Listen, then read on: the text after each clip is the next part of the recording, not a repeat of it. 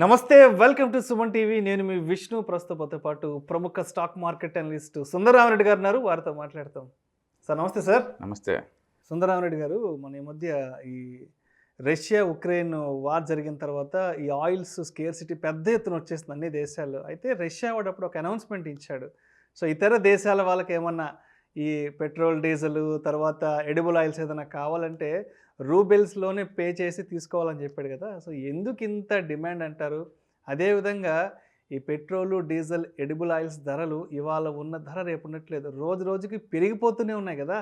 అదేవిధంగా సో మరి ఆ కంపెనీల షేర్లు కూడా అంతే స్థాయిలో పెరుగుతున్నాయంటారా? రైట్.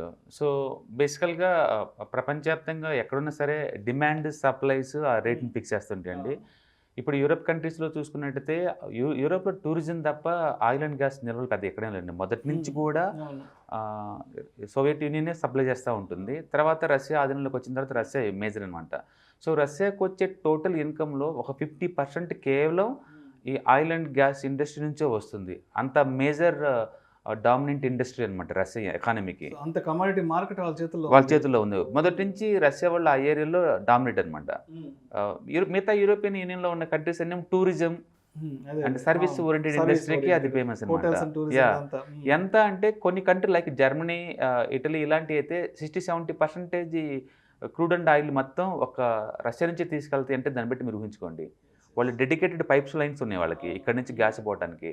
అంతగా ఎంటైర్ యూరోపియన్ యూనియన్ వాళ్ళ మీద డిపెండ్ అయ్యారు. సో న్యాచురల్గా వీళ్ళు మా ఆయిల్ అండ్ గ్యాస్ కావాలంటే ఇప్పుడు మాకు డాలర్స్ అవసరం లేదు, మా లోకల్ కరెన్సీలో పే చేయమంటున్నారు. ఇప్పటివరకైతే ప్రస్తుతం 4 కంట్రీలు ఆ రూబిల్స్లో పే చేయడానికి ఇష్టపడుతున్నాయి, పే చేస్తున్నాయి కూడా.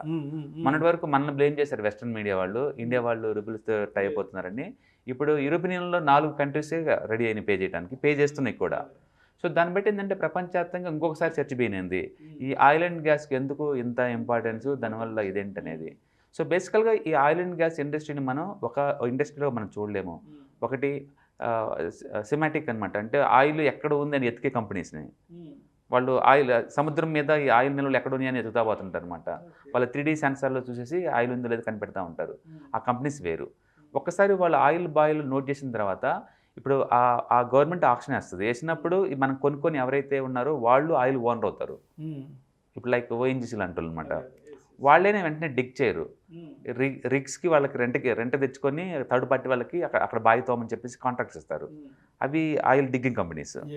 తర్వాత అక్కడ వచ్చిన ఆయిల్ని మళ్ళీ సముద్ర ఒడ్డుకు చేర్చి మళ్ళీ ఫిల్టర్ చేయాలి కదా, రిఫైనరీకి పంపిస్తారు. అది ఆయిల్ కార్గో ఇండస్ట్రీ. మళ్ళీ ఈ ఆయిల్ మొత్తాన్ని రిఫైనరీ చేసేది రిలయన్స్ లాంటి ఇండస్ట్రీస్.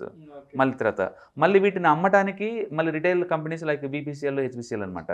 అంటే ఇక్కడ టోటల్ ఇండస్ట్రీలో చాలా ఇండస్ట్రీస్ డిపెండ్ అవుతుంటాయి. ఎందుకు ఆయిల్ కంటే మనకు తెలిసి ఆయిల్ అండ్ గ్యాస్ అంటే కేవలం ఈ కుకింగ్కి అయితే గ్యాస్, లేదా ఆయిల్ అంటే మనం ట్రాన్స్పోర్టేషన్కి అనుకుంటాం. అది కేవలం 60% కరెక్ట్. మిగతా 40% ఏంటంటే ఇండస్ట్రీస్కి వాడతారు. ఆల్మోస్ట్ 30% ఇండస్ట్రీలో చాలా హెవీగా వాడతారు. మనం కారు చూస్తాం, కారు బయట మనం కారు నడుస్తుంది పెట్రోల్, డీజిల్ మీద అనుకుంటాం కదా.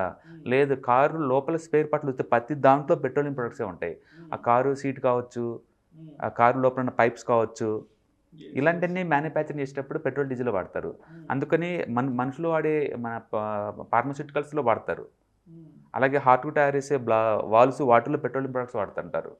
అలాగే లిప్టిక్స్, కాస్మెటిక్స్ అన్నిట్లో వాడుతుంటారు. మనం వాడే సోప్స్, మనం వాడే దువ్వెన, అది మొత్తం పెట్రోలియం ప్రొడక్ట్స్ తయారు చేసినవి. అవన్నీ ల్యాప్టాప్స్ కావచ్చు, ఎలక్ట్రానిక్స్ కావచ్చు, స్పోర్ట్స్ గూడ్స్ కావచ్చు, అలాగే ఈవెన్ క్లోత్స్ కూడా నైలాన్, ఇవన్నీ పెట్రోల్ నుంచి వచ్చిన సబ్ ప్రొడక్ట్స్తో తయారు చేసినవి. ఈ ఆయిల్స్ అంటే కేవలం గృహ అవసరాలకు మాత్రమే కాదు, అంతకు మించి వాడుతారు. అందుకని ఇండస్ట్రియల్ చాలా ఎక్కువ ఉంటుంది. అది ఇండస్ట్రియల్ చాలా ఎక్కువ ఉంటుంది.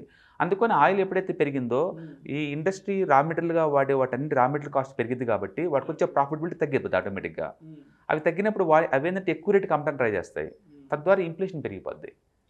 అందుకని ట్రాన్స్పోర్టేషన్ కాస్ట్ వల్ల ఆల్రెడీ అగ్రికల్చర్ ప్రొడక్ట్స్ రేట్ పెరుగుతుంది. ఇప్పుడు ఇండస్ట్రీ వాడే వాటి ప్రొడక్ట్స్ కూడా పెరిగిద్ది.